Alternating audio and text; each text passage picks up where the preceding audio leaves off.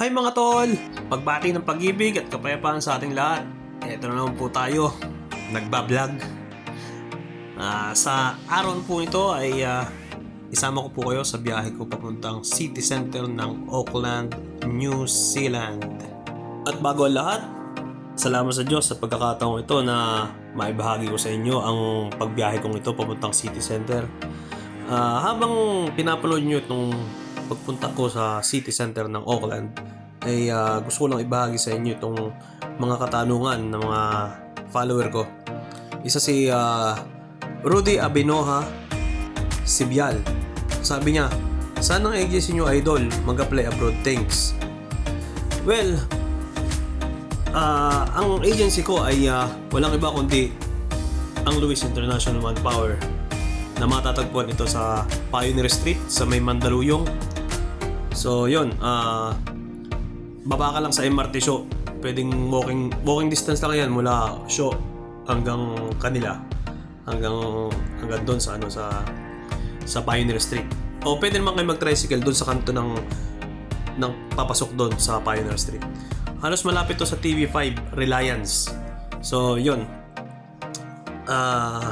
May isa pang katanungan dito.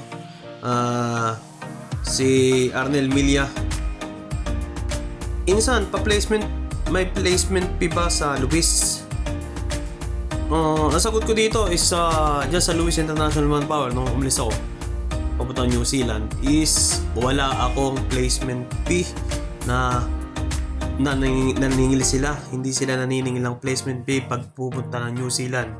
At isa yun sa batas ng Pilipinas na lahat ng New Zealand na pumunta rito ay walang placement fee na kukunin ng agency.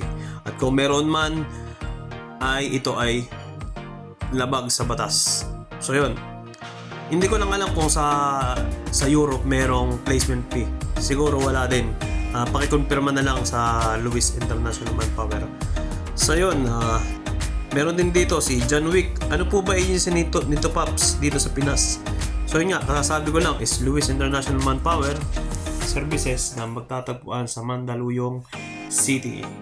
Yun, shoutout muna sa mga nagtanong, si Rudy Abinoha Sibyal, Arnel Milia, John Wick. Salamat sa Diyos sa inyong pagbibigay ng reach sa akin. So yun, salamat sa Diyos din at nakarating ako dito dahil walang iba kundi sa Lewis International Manpower. Maraming salamat po sa inyo. At shoutout po kay Ma'am Joy uli, kay Ma'am Mariel, kay Ma'am Beth. Loobin sa mga susunod na pa makabawi din sa inyo. Maraming salamat po sa Diyos. Sa uulitin pong vlog. See you next vlog.